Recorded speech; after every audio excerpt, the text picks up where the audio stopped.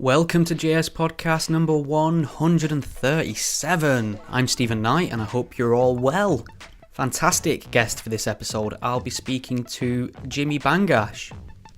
Now, Jimmy is a ex-Muslim, a gay ex-Muslim, or GEM, as he likes to term it.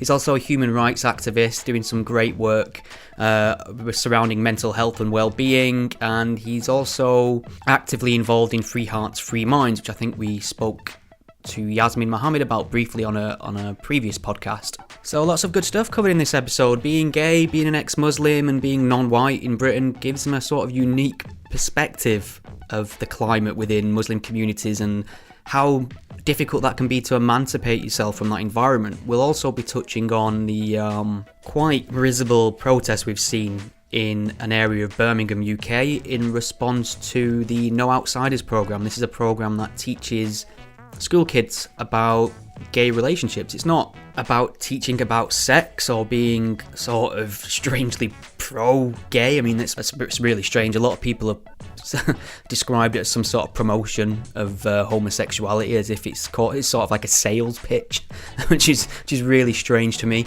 But he'll be talking about that and the problems we seem to have about homophobia being rife within certain pockets of the Muslim community in the UK.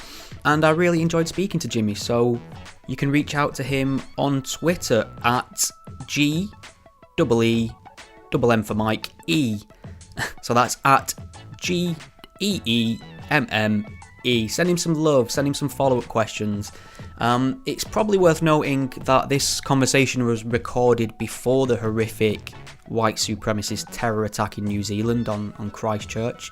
As far as terror attacks go, it doesn't really get much worse than that, so that's a topic that I will probably delve into in more detail on an upcoming episode of Taking the Myth. I've also reached out to a number of people who are known for writing on the topic of far-right extremism to hopefully interview on the podcast. So far-right extremism is typically a term used to denote terrorism that's not of an Islamic flavour. I mean, there's some great arguments for as to why you could consider Islamic terrorism far-right, but when people say far-right extremism, they tend to usually mean predominantly white men who are not Islamic. So hopefully something will come of that and we can have a good discussion about some of the underlying ideology that has led to this horrific attack, but we shall be going over it in more detail, probably with Iram on the next Taking the Myth, so do listen out for that. You can keep up to date on this podcast at gspellchecker.com. There are numerous ways you can support it. The primary one being monetary. You can support the podcast either on PayPal or via Patreon. That can be as little as you want or as much as you want, as often as you want. I'm not going to hunt you down. Probably. You can find out more information on that at gspellchecker.com/support. If you can't do any of them things, thousands of people listen to this podcast, but very few people will take the moment to leave a review. And leaving reviews on iTunes or Stitcher or wherever you listen to this podcast really helps it get noticed more, really helps to grow the audience. And I get direct emails about new reviews that are left, and I like to share them online as well. So if you write a review, I'll share it on Twitter, assuming it's a good one. If it's fucking awful, I'm not going to share it, obviously. Think on. You can keep up to date on the podcast at gspellchecker.com. Enjoy. There's a word that some folks find real hard to spell. Ain't it horrible for me, except after saying, who cared to go burn in hell?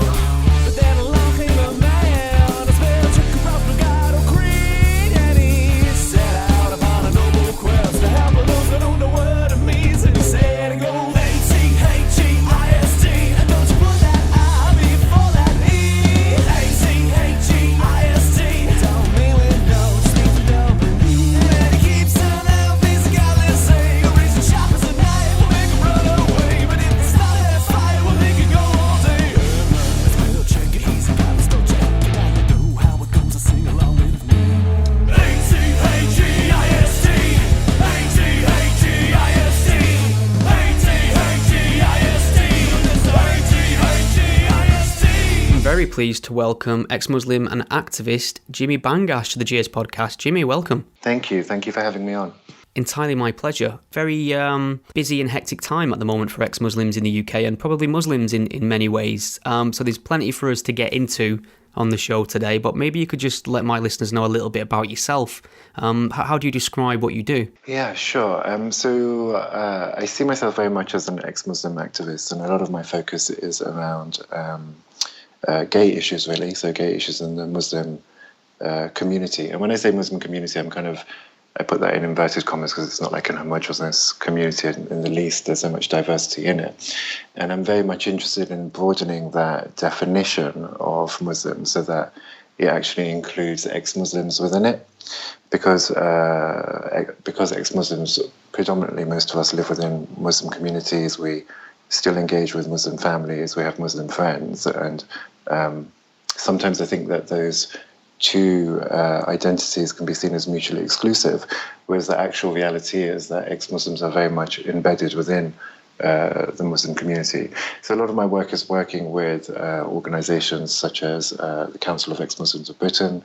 I also work with Free Hearts, Free Minds, and I also work with Yasmin Mohammed on that campaign. And then I also work with Faith to Faithless, which kind of is an organisation that works across apostate groups. So working with ex-Christians, ex-Jehovah's Witnesses, ex-Muslims, and anybody else who's kind of left religion. Yeah, those organisations sound like a who's who of greatest hits from previous guests on my show, luckily, so we've got plenty to cover. But it's interesting what you said there. You've described yourself as a gay ex-Muslim. I love the acronym of GEM you have on your Twitter profile. But that's an extremely difficult and sensitive area for somebody. Not only, I mean, maybe we should just talk about being an ex-Muslim first, without the added pressures of coming out at the same time. So, I mean, I'm assuming you were born in Britain into a sort of a Muslim household. Is that fair? Yeah, so I was born and raised in London, and I still live here, actually. And so my family are Pakistani, like Pashtun, and it's quite a conservative community that I was born into. And my house that I grew up in was quite conservative as well in many ways. But I think sometimes you can judge the level of how conservative a family is based on how women dress. So in my house, none of my sisters wore the hijab, and it wasn't something that was ever an issue. Like, they weren't expected to cover their hair. And my mum would cover her hair with a dupatta, which is very much a Pakistani or South Asian item of clothing. But like most diaspora communities, there's this sense of wanting to retain the cultural heritage of the country that they've emigrated from. So living in a Pakistani community within London, it was quite a dualistic identity. I would go to school, and a school which was very much a state school, taught me a Western education, but then I would come home and live in a very sort of Islamic house with very much Islamic rules around it. And so there was this kind of conflict, I guess, that you had to reconcile. Like, sometimes things that you were being taught at home didn't necessarily marry up with what you were learning from the wider world in terms of secular society. And so that was always quite a challenge, but the baseline of that, or the ground rule, was very much that, well, whatever Islam says is correct, and if it conflicts with something that we're taught in the wider society, then wider society is wrong on that teaching. And so when it came down to sexuality, and British society was actually quite homophobic back then when I was growing up. So if you think about the 90s, but that I was definitely taught that actually being gay was something that was wrong, that it was Islamically incorrect, and that it wasn't in alignment with God.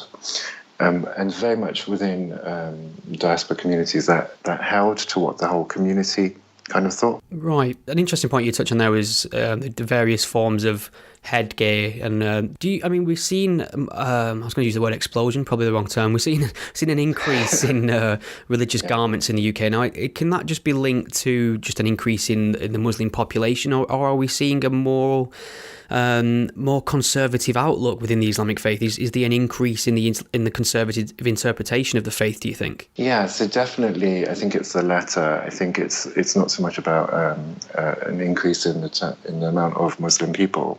that is leading to an increase in the hijab. And also, Stephen, is important to notice the difference in the way that that head covering occurs as well, like the way that the head covering is worn. So I still live in a very Islamic community in London. And even up to 5-6 years ago, it would have been anomalous to see a lady wearing a face veil. And now there isn't a day I go by that I don't see several women wearing face veils. And that's a reflection of the increase in, I guess, conservative interpretation of Islam. In addition to that, where we see South Asian communities, like we see Bangladeshi and Pakistani women, when they would wear head coverings, it would be very much in alignment with wearing the dupatta, which is a South Asian scarf, but it's usually worn very loosely. Hair can still be seen. Sometimes it's just worn around the neck or around the shoulders. But now you don't see that as much as you see the hijab. So there's this kind of Arabization, I guess, of clothing, and you also see it reflected in the men. So with men and women, you see them wearing shalwar kameez, which is Pakistani, Bangladeshi, South Asian clothing. But now you're seeing more and more, almost to the exclusion of that Pakistani and Bangladeshi dress. You're seeing more and more Arab clothing. And so you're seeing men in thobes, which is like that very long sort of dress type garment that reaches all the way down to the ankles. You would never have ever seen Pakistani men wearing that. It's not part of our heritage, it's not part of our clothing. It's very much an Arab garment. In the same way that the women are now wearing the hijab with like no hair showing whatsoever, that was not something that we wore in Pakistani communities or Bangladeshi communities. But now you're seeing that actually Arab attire is kind of seen as more authentic. So this Arab interpretation of Islam is the most authentic interpretation. And when it conflicts with maybe a Pakistani or Bangladeshi mechanism of that interpretation, it's the Arab version that's seen as more authentic, and the Pakistani or Bangladeshi one as seen as some sort of cultural variant which is inauthentic. So therefore we need to align ourselves with the way that Arab interpretation is, and that includes dressing in an Arab way, covering your hair in an Arab way, covering your face in an Arab way.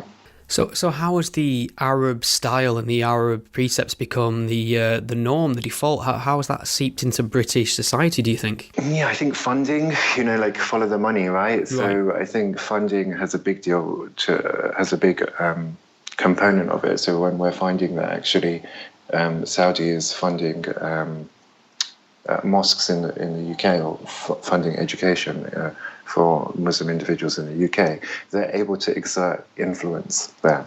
In addition to that, because the region within which Muhammad lived and all of his revelation came is an Arab region, it's then positioned that Arabs are the most authentic Muslims. So there's this deferring to the word of Arab Islam as the most authentic because it's closest to Muhammad and therefore closest to God.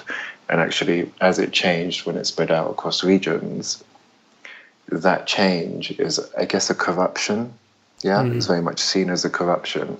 And then we can extend that corruption to this idea of LGBT Muslims. That's just a heightened level of corruption that actually is often attributed towards Western imperialism or seen as an influence of our white counterparts on our religion. So when you were growing up in a very, also like an Islamic area and an Islamic household to an extent, what did you start questioning first, or what was the thing that really came to prominence first? Was it your sexuality, or was it the questions you had about the religion, more or less leaning towards becoming an ex-Muslim? Were them two connected in any way? How did them things that are sort of in contradiction to your current situation manifest themselves? So I think there's never space for people who are born into Muslim families where you're allowed to, or you're given the knowledge of Islam as if it is potentially untrue. It's very much taught as not like this is a theory, it's taught as this is the truth. We've always known it's the truth. And also it's not only is it the truth, but it's the perfect truth. There's nothing that needs to be refined about it. There's nothing that needs to be developed about it. So when I learned my religion, or as it was being, as I was being indoctrinated into it, I think is a more accurate term, I really accepted that, you know, there was this God who was going to burn us all in hell if we were errant, and that we had the true message, and that Christians and Jews once had the true message, but they had corrupted it and allowed it to get corrupted over time, and therefore the last miracle that was given to humanity was the Quran, and it was revealed exactly as the way it is in the book at the moment, and it was never going to change. So I'd kind of accepted all of that certainty. But as I was growing up, the first doubts that started to creep into my mind about, it wasn't so much about the authenticity of Islam, it was just about even this truth, this religion that is true, seems to be treating my sisters differently and my mum differently than it's treating myself, my brothers, and my dad.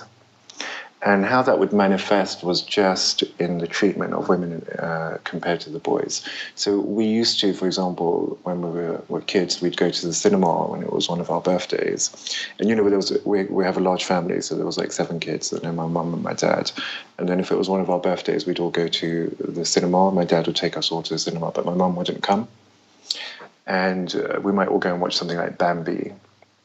And then there came a year where it was my birthday and all of the boys went, and I was like, oh, why are my sisters not coming? My dad was just like, no, they're not coming now.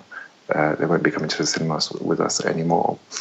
And as a child, I was just really struck by how wrong that felt, that, you know, that all of a sudden my sisters weren't allowed to come. And in hindsight, I can see that's because they hit a certain age and they were beginning to be considered women as opposed to being considered children. And when we got to the cinema, there was an advert, and the advert was for Coca-Cola, and it was in the advert there was like a man and a woman running across the beach in a sort of a Baywatch style, wearing their red shorts, and the lady wearing a red leotard. And my dad said to me, "You see this? It's rude. Your sisters can't see it. That's why they're not here."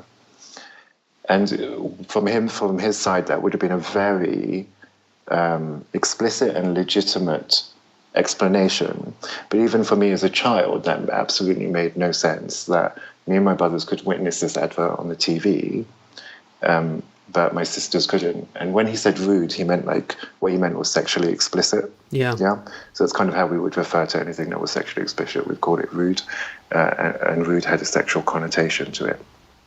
And so seeing that, that my sisters were not allowed to go out with us as boys, and then that just increased with time, the policing of my sisters, where they were going, who they were speaking to, and them not being allowed to speak to boys. All of these things started compounding. And another memory I have when I was quite young was going to pick up my sisters from college with my dad. So I was a kid, and we were driving, and for me it was very much like an outing. It was like, oh my God, we're going on an outing to pick up my sisters from college. And when we got to the college, I jumped out of the car and ran towards the college. And my dad had asked me not to leave the car, but because I saw my sister in the distance, I just jumped out of the car and legged it all the way to her.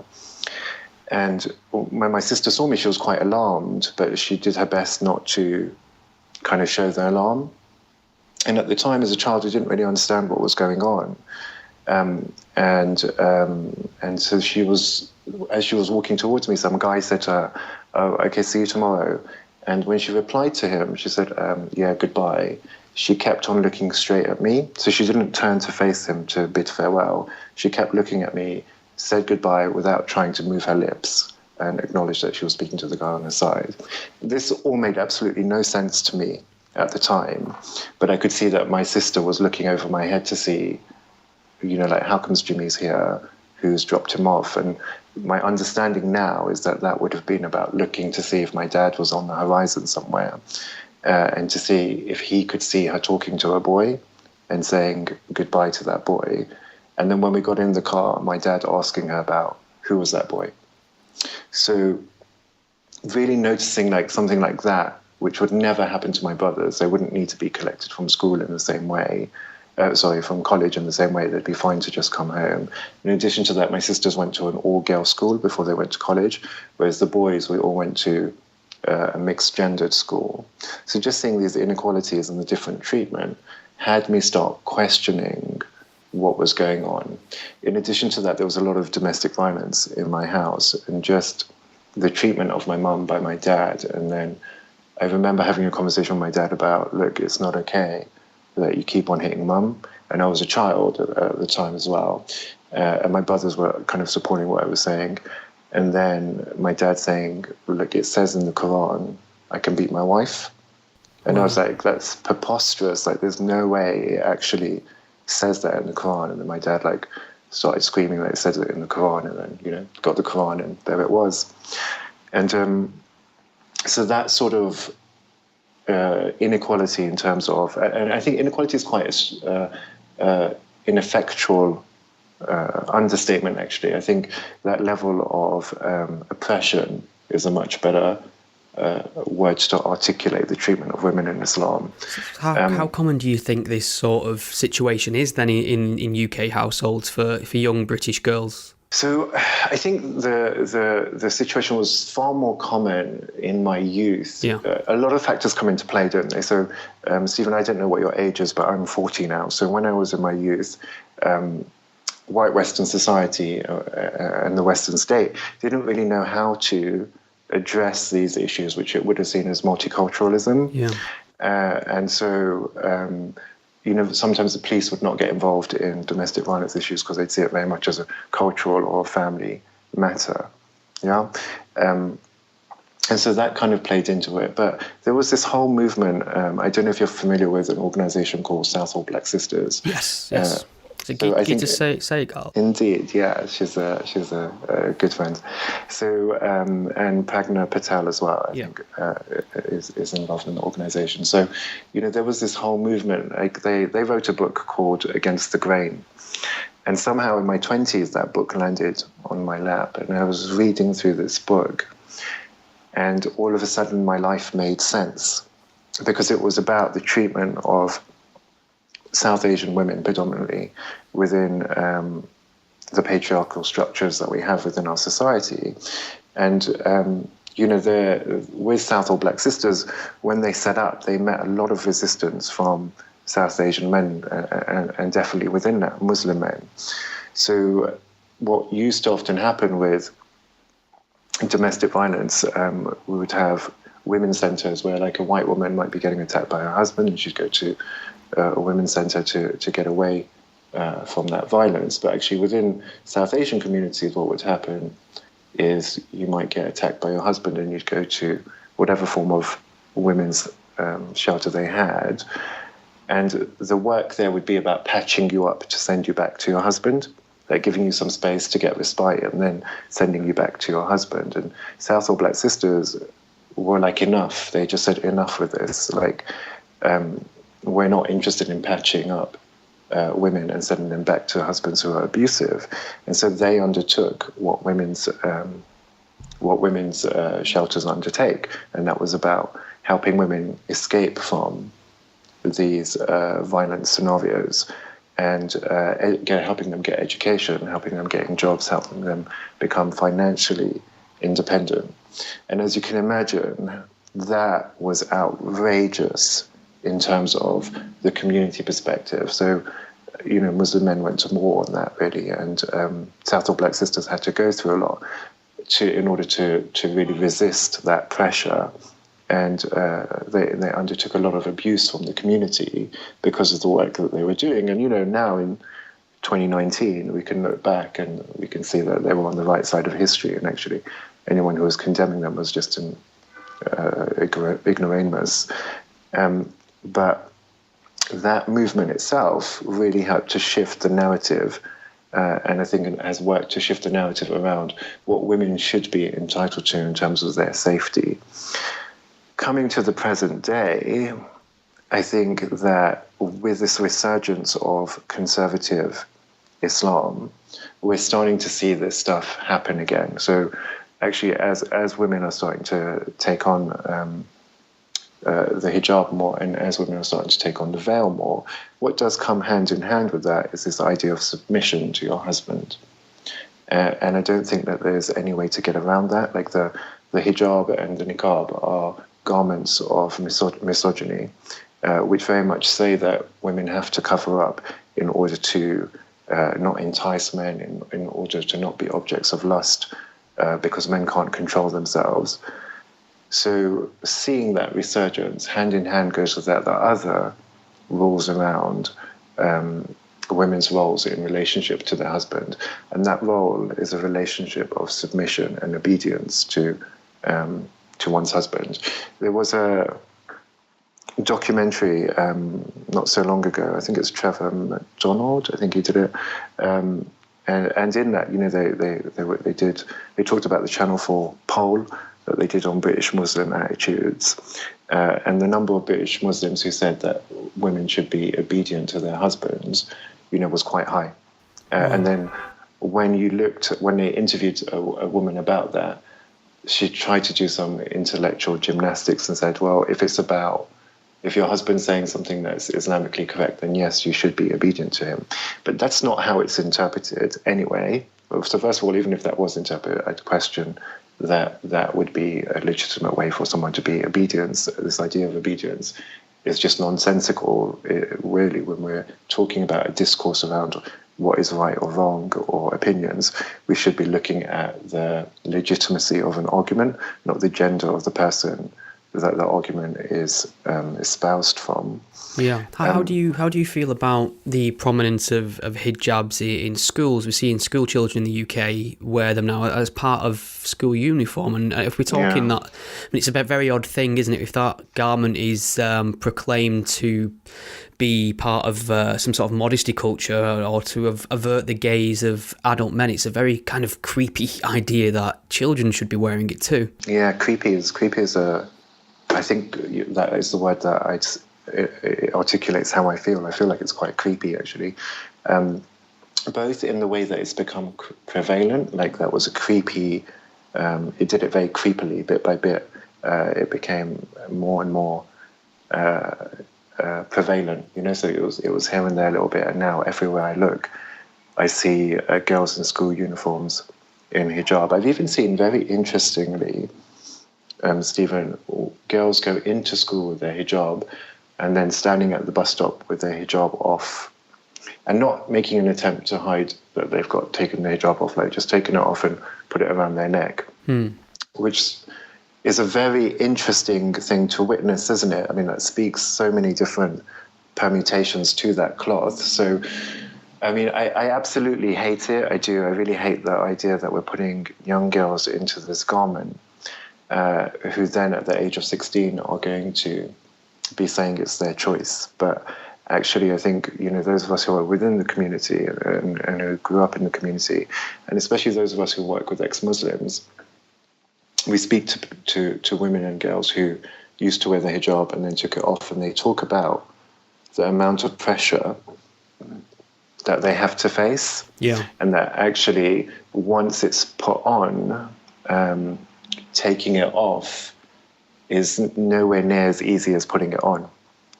There's a book that has been produced by Aliyah Salim, who was from, she was one of the co-founders of Face to Faithless, and Fiyaz Mughal, he's a Muslim, and he heads up Tell Mama and Faith Matters, which are interfaith and Muslim hate crime reporting organization.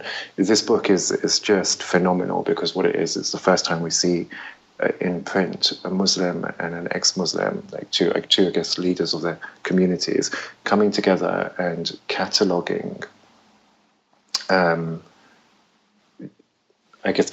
monologues of individuals who are ex-Muslim. And so I've written a chapter in that book, but some of the other authors in that book who are women talk about this covering up of their bodies. And there's one girl in there who talks about increasingly becoming aware of the curves on her body as she was becoming older, and how sinful these curves were in terms of attracting the male gaze, and then developing an eating disorder because she wanted to lose weight so that her body wasn't as curvaceous. and therefore wouldn't be as appealing or wouldn't stand out as much. The curves wouldn't stand out as much underneath her garment. So like her breasts, the curves of her thighs and her buttocks were becoming increasingly visible underneath Modesty clothing. And actually she thought the answer to that was to kind of starve herself so that her body would become less curvaceous and visible underneath that clothing. But I think the main thing about the hijab for me is just this, it's not a garment that I approve of. I think it's inherently misogynistic. I do think if you look at the definition of rape culture, I think it ties into that. And it ticks many of the boxes of what we define as rape culture, like this idea of victim blaming, this idea of women's bodies as being responsible for the act of rape. This idea of what was a woman wearing when she got raped, questioning all of these things. These are facets of what we define as rape culture. And when you look at what the hijab endorses and the reason for its existence, it ticks many of those boxes. However, if a 20-year-old woman decides that she actually feels closer to God by covering up her hair, and she wants to reinterpret the meaning of the hijab as a feminist icon, that is her choice. As misguided as I feel it is, that's completely her choice to do so. But where I really take umbrage is when we put hijab on girls who are 8 years old. And, the teaching behind that is to stop attracting the male gaze and to stop them from looking attractive and inciting lust in men. What you're really telling 8-year-old girls is that actually your body is a sexual object and it needs to be covered up. And then when these girls get to 18, 19, 20 years old, they are arguing that it's a choice. But when you don something at that young age, and then you go into, you have to wear it as mandatory when you're inside your educational institution, I'd argue that by the time you get to 20, your choice is really questionable. The idea of it being a choice. And I guess just to bring this full circle back to that girl who I saw at the bus stop with the hijab on around her neck. So it was like a green hijab, and all of the girls were wearing this green hijab at a school uniform. And at the bus stop, there was a girl there, and she was taken off and was wearing it around her neck and was waiting for the bus. And it just made me think that, well, there's clearly no choice in her hijab. Like, when she puts it on at school, she's putting it on because there is clearly some compulsion there, right? Like, she has to go into the school, even if it's not mandated as part of the school uniform, and I don't know whether it is or not, or whether it's just seen as everybody wears it in school, so you should wear it, and teachers might point out to her that she's not wearing it. But if when she steps out of the school she takes it off, well then, there's something there that's quite compulsory in order for her to access her education, and that is disgusting. Circling it back to you, I mean, you're a very vocal ex-Muslim activist. You're also openly gay, and you've just mentioned at the start of this conversation that you still reside within an Islamic community, within an Islamic area. I was just wondering what sort of problems that's caused for you personally, either in terms of reputation or in terms of personal safety. And it's really sad that I even have to ask that last thing in 2019 Britain, but there's a very genuine threat to yourself for being that vocally ex-Muslim in certain areas, isn't there? Yeah, definitely. So I think there is without doubt some level of paranoid existence, like around getting attacked or getting abused or shouted at. I'm pleased to say that's never happened in the location that I live in. Good. Actually. And every time I might do a podcast or if I do a TV appearance, that level of paranoia is heightened. So if I'm in the gym or something, I can get quite paranoid. But I think it's never manifested into anything, and I'm really pleased about that. I think also the other thing is that Muslim people don't spend a lot of time looking or watching ex-Muslim media, unfortunately. Right? Yeah, indeed. And actually what you tend to find is the people who, from our community, who are looking at ex-Muslim conversations or media are individuals who are questioning themselves, the faith, and so then are quite open to seeing people speak out in our community. And so I'm not going to get any animosity from them. I think it's also important, and it's so easy for me to say this, Stephen, as somebody who's financially independent of my family, and I don't rely on anybody for my existence. So I think it's important for us as ex-Muslims not to surrender our space in the community. So I think these are the communities that we were born into. We have families, we have cousins, we have friends and relatives in these communities. And this idea sometimes that when you become ex-Muslim, that you have to leave that community because of the pressures that you face. I don't know if that, I guess I feel like that doesn't help us further the acceptance and normalizing of dissent in our communities. And I think where we live in Western liberal democracies, we're a bit easier because it's a bit easier for us because we have legislation on our side to protect us, right? Yeah. So completely, if you're living in Pakistan and, people find out that you're an apostate, get the hell out of that community, move to another city and do whatever you need to do to make sure that nobody finds out who you are, and that you're an apostate, because you're facing jail time and you'll face mob lynchings and all of that type of stuff. But in the West, there's a bit, the state is behind us and actually will protect us if we're under the threat of physical violence, which is not to say that it doesn't happen. Oh my God, it completely happens. We see people get threats of violence from family members. And again, if that's your experience, then moving out of that community is probably the best thing for you to do, both for your mental and physical health. But I do think where we can exist in these communities and maintain our presence, that's an important thing to do, to show that actually there is diversity within our community. Some people are brought up with this ideology and we leave it, and we're still normal people, and that's absolutely okay. Another thing that when you say about the problems, I guess, that came up, so more recently, with this whole Birmingham school thing, that Parkfield school thing that came up, the dialogue around LGBT education. So in my community, there was a flyer that somebody sent me online, and around the corner from my house, they were having like a Muslim gathering to talk about the aggressive agenda of the LGBT education.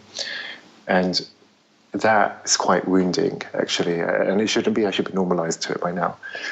But just knowing that something is going on around your house, around the corner, Muslims are gathering to talk about how unacceptable you are as an individual, and that this shouldn't be taught in schools, and that their children need to be protected from knowing about you, from even knowing about you. That's just phenomenal, and that's impacting on very many emotional levels.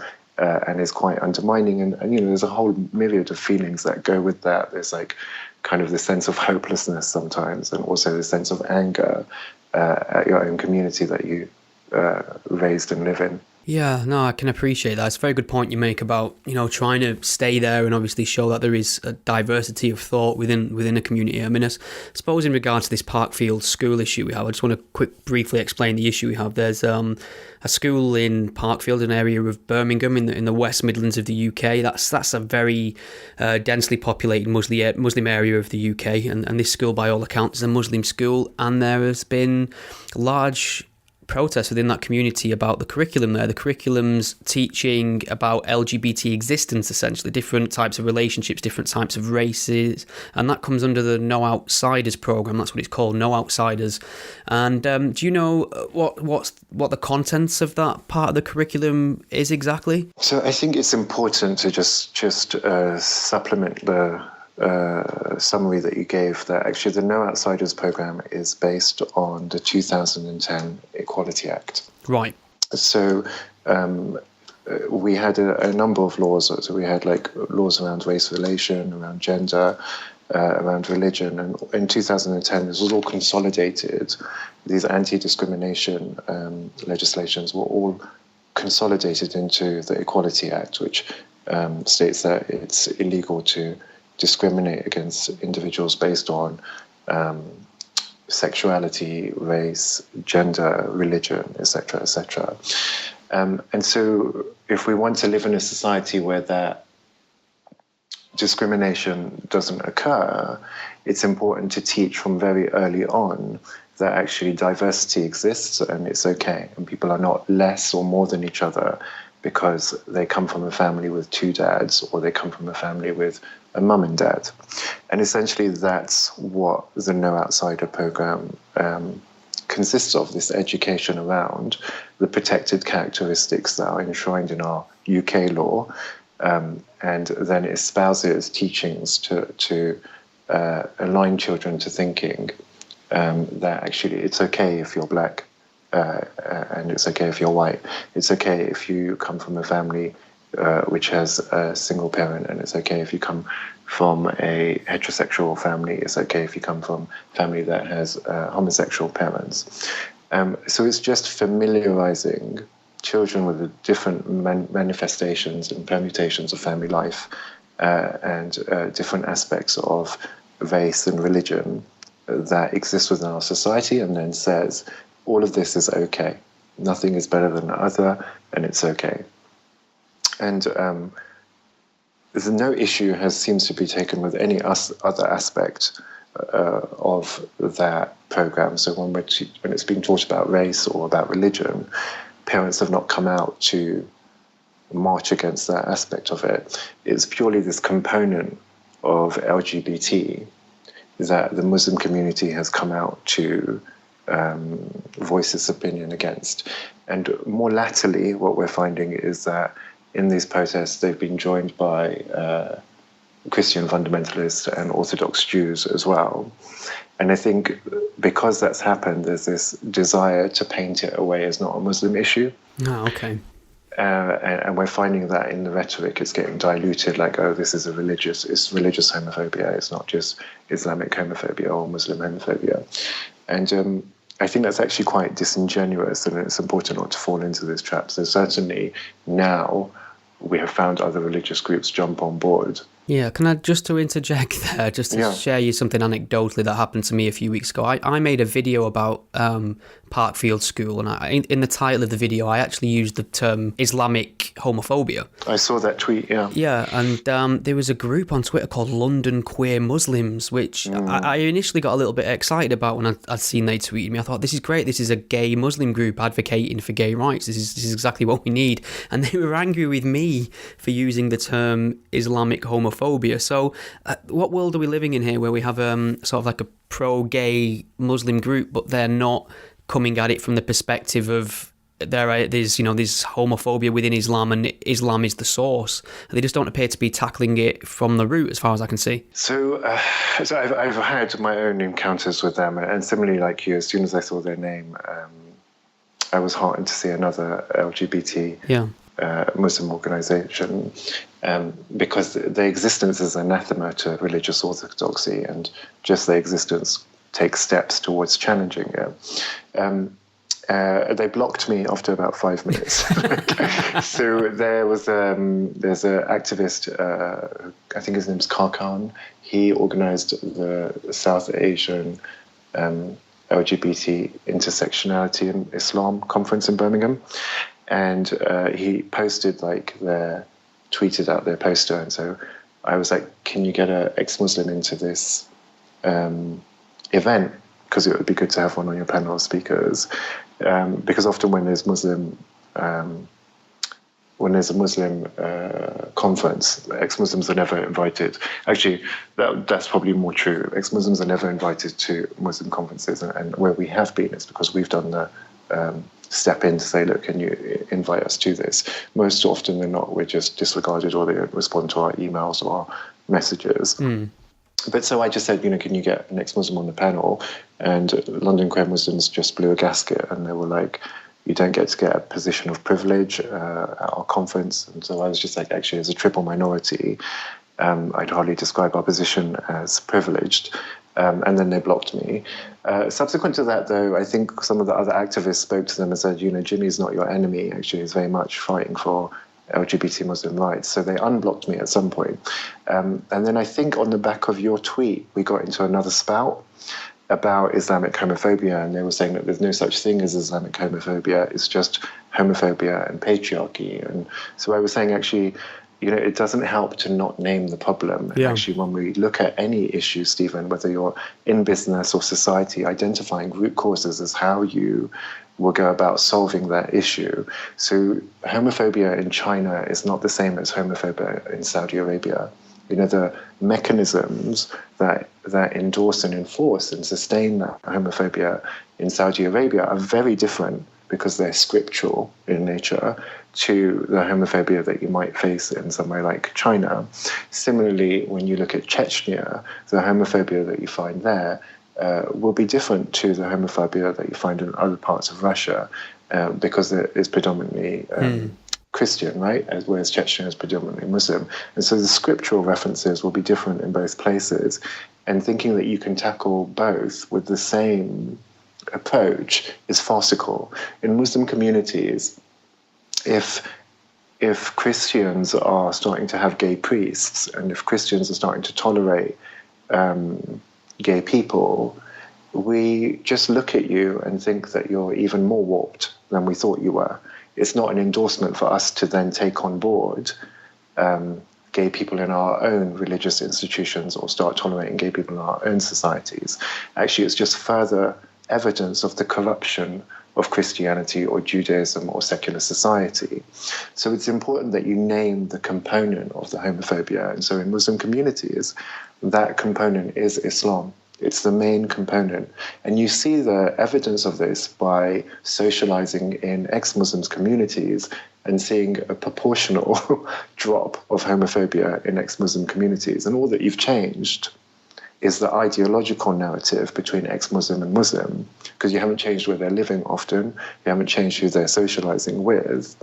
It's just you've removed this component of Islam. And once you've removed that Islamic homophobia, which if we're going to get specific, is the hadith that talk about killing gay people, and the story of Lut, which is interpreted in mainstream Sunni Islam as God destroying gay people by throwing a mountain of fire on them. Lovely stuff. So, yeah, it's great. So when you point this out to LGBT Muslim groups, a cognitive dissonance results, and the manifestation of that cognitive dissonance is enacted through blocking you on Twitter or having a go at Stephen Knight. And then what we find, Stephen, with individuals such as yourself, is an espousing of terms like white privilege. Yeah. So, you're, and I really take umbrage with the concept of white privilege, particularly in terms of gay rights in the West, because it's not a privilege when you've had to fight for it for years. Yeah. So we've seen that gay rights in the West have taken a very tumultuous pathway to get to where they are now. So there was a recent study that was done that said 68% of people in the UK now think it's okay to be gay. And we know that if we went 20 years back, that percentage was at about 11%.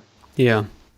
So this is not a privilege. It's not a privilege when you've had to fight for rights. That's not a privilege.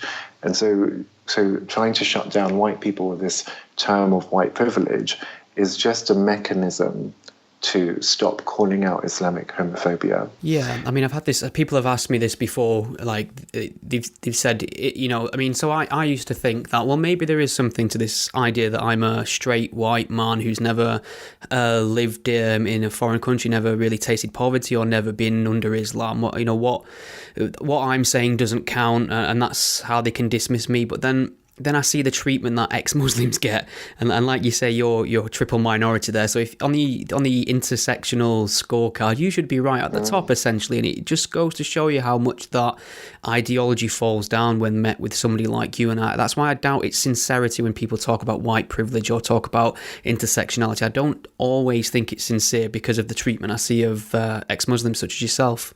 So, I was completely subscribed to the ideology of intersectionality and the whole narrative that you see on social media around social justice. Like, I was like a true social justice warrior, right?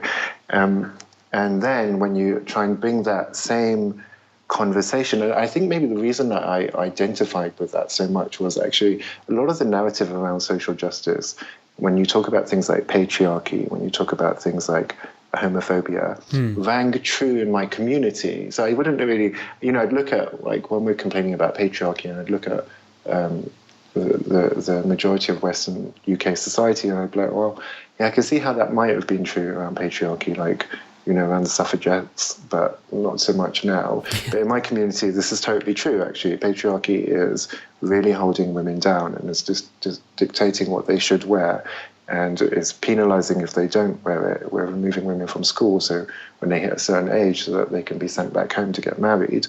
Like, this is complete patriarchy. And when we look at homophobia, yeah, I can see how it's a victim of the heteronormative narratives in Islamic communities. But each time I try to bring that social justice conversation into my own community, anybody who was involved in that narrative seemed to abandon me. Yeah, it's really telling, isn't it? This is so bizarre. You've actually got the lexicon to describe what is going on in my community, and you won't allow me to take the magnifying glass and shift it onto my community using that same lexicon. You're like, no, that's not okay, that's racist. And it's just so disingenuous, and I don't know how it's reconciled.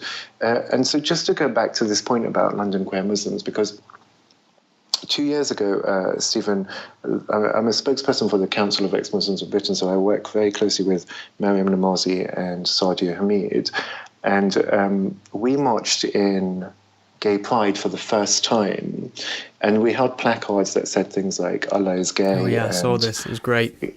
It was absolutely phenomenal. People jumped over the barriers at Gay Pride and came and run and hugged us. People were giving us high fives. Like, there was the group in front of us, one of them just came and hugged me and wouldn't let go. Like, we were so moved by the reception that we got for calling out Islamic homophobia. And we had a specific focus on Chechnya, because at that time a lot of the information coming out, which is happening again, was that gay men were getting rounded up into concentration camps, and it's completely about Islamic homophobia. And similarly, we were focusing on Iran as well. So what we found then was just, after we finished the march, a couple of newspapers had been contacted by East London Mosque, and they were saying we're being Islamophobic. And we actually had straight Muslim people walking in the march with us as well, like calling out Islamic homophobia. And it was just such a surreal experience. But the most surreal part of it was when Iman, which claimed to be the largest and longest running European LGBT charity, who are Muslim, called us Islamophobic and said that we were being Islamophobic as well. And we've tried to engage with them on several occasions, but they just don't respond to us. They don't reply to our emails. We went down to one of their events to support them at their gay iftar, which was held in a church because no mosque would ever have them. And they've just completely never engaged with us each time we've tried. But other organisations like Hidayah have actually engaged with the Council of Ex-Muslims of Britain, and were going to be on one of our panels, but were unable to make it, so they sent a speech down instead. But my experience of talking to individuals from LGBT Muslim organisations is quite an interesting one.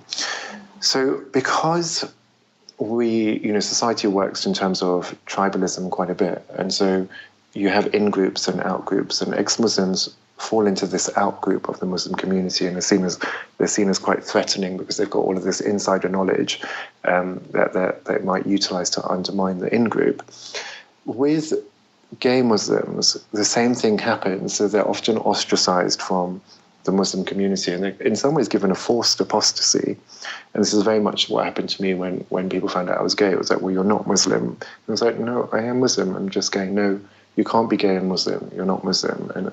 And for gay Muslim organisations, that narrative is also true.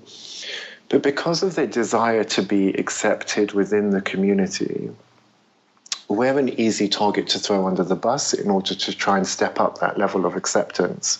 So it was really disheartening to see gay Muslims take ex-Muslims, throw them under the bus, call them Islamophobes, and then reach out to the East London Mosque and say, we would love to meet with you to discuss how you can hold an event for LGBT Muslims. So when you were in this spat with LGBT London Muslims or whatever it was called, it wasn't, for me, it wasn't a surprise. I was like, oh, okay, this is happening again. Like, when you deconstruct what's happening, what they're trying to do is get acceptance by the Muslim community. And what often happens in gay Muslim organizations is there's a very loud conversation about Islamophobia and how wider society is anti-Muslim and Islamophobic. But a similar conversation in terms of the attention given to it never takes place about the homophobia in Islamic communities. So they will go and do all kinds of public calling out of Islamophobia, condemning white privilege and wider society around its attitude towards Islams and Muslims, but they won't publicly take that same stance and start calling out Islamic homophobia and the various nuances of it. Indeed, what you saw was the complete opposite. They'll try and hush up and blur and the spotlight on Islamic homophobia, and it's a really disheartening thing to see, and it actually stifles the progress of gay Muslims and gay ex-Muslims in our community. Yeah, so very thoughtful points there, Jimmy. And just to sort of circle it back to Parkfield School a little bit, just to play devil's advocate, a lot of the arguments that are being made from these communities and quote-unquote concerned parents are in the language of human rights and religious rights. So they're saying this is directly contradicting their religious freedom. To have LGBT rights taught in school is a direct contradiction of what they believe, what Allah believes, and this is an infraction on their religious liberties. And how would you respond to that sort of argument from parents? So I think, the first thing is always to ask us, what does the data say? So whilst I appreciate this is the party line that is being given to us, because it's quite an acceptable position to come from when you're arguing from a position of human rights, we should remember that at the last poll on British Muslim attitudes, 52% of British Muslims said that homosexuality should be illegal. 47% of British Muslims polled said that gay people shouldn't be allowed to teach in schools. And for me, those two statistics are very telling. And there was a poll before that, a few years before that, where 100% of British Muslims polled said that homosexuality wasn't morally correct. So this is the demographic that we're working with.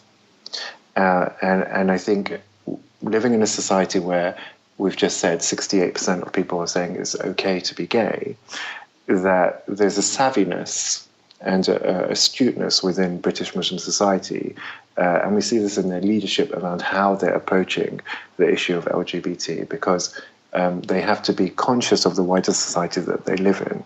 So approaching this from the perspective of claiming it's an infringement on their human rights and their religious freedom is the next best way to say, stop telling people it's okay to be gay.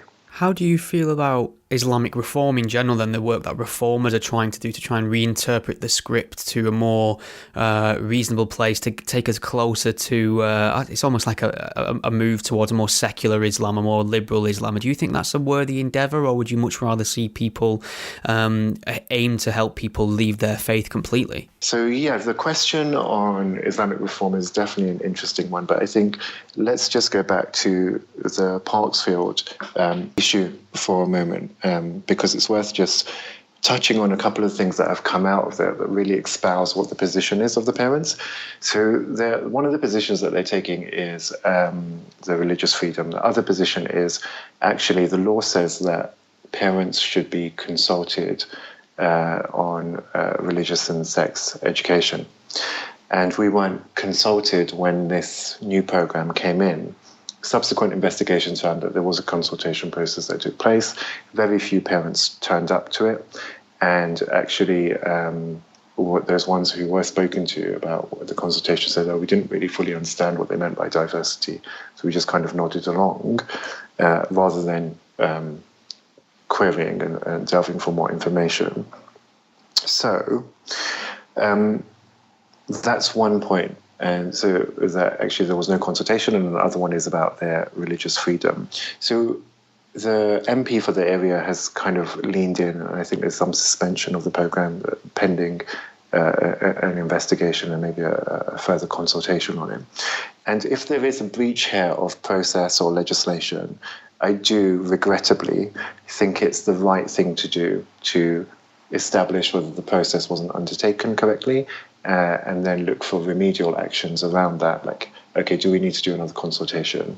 But at the same time, I think that we need to ensure that the alignment of teaching around the equality legislation needs to be maintained. But more interestingly, what's come out of the whole episode is some of the video footage. So one of the parents who's kind of taken a lead on this, her name is Fatima Shah. She's on video in a forum talking to other parents saying, come on, let's just put it out there. Actually, in Parkfield School, there's a rainbow, and underneath it says it's okay to be gay. Well, no, we're Muslim, and it's okay for their children to be gay, but it's not okay for our children to be gay. This is a Muslim community. Wow. You know, like, really, she's on video saying this absolutely unapologetically. And then we have another video of like a stall with a Muslim man on it and all of the parents around it. And this is quite harrowing to actually watch. Is he says, the gentleman on the stall says, Mr. Moffat, which is the name of the assistant head teacher of the school, is teaching people that it's okay to be gay and Muslim. And we say to you, Mr. Moffat, shame on you. And then he chants, shame, shame, shame. And then all of the Muslim parents start chanting, shame, shame, shame. And then, Stephen, you can hear little children, they must be like 8 or 9, chanting shame, shame, shame at this notion of being gay and Muslim. And so bringing this back to religious freedom, what about the religious freedom of gay Muslims? Yeah. Because, you know, does their voice not count? And if you are at that school or if you are in that community and you identify as a gay Muslim, what does chanting shame, shame, shame at the notion of being a gay Muslim communicate to you as an individual? What does that do for your mental health? What does that do for your sense of acceptance in the society? And also, what does this do for anti-Muslim bigotry? You know, really, like, when you're chanting shame at homosexuals, understand how Islamic homophobia feeds into anti-Muslim bigotry. That's a really important thing that most Muslims don't even want to consider. When you're hating one group of people, telling them shame, understand that that makes other people in wider society, where the 68% of them think it's okay to be gay, look at the Muslim community and think you're backwards and you're barbaric and something needs to be done. How much attention do you think this is getting? Do you think it's getting the attention it deserves? I mean, we've seen a lot of newspapers pick it up and run with it, but for me, what's really quite frightening is the fact that I can see a lot with this particular instance and attitudes and rhetoric towards gay people and then bringing in children as well. I can see parallels with things like the Westboro Baptist Church a little bit. And I felt that the Westboro Baptist Church, just being one small family in one small place in America, got a very disproportionate amount of attention for their hateful views.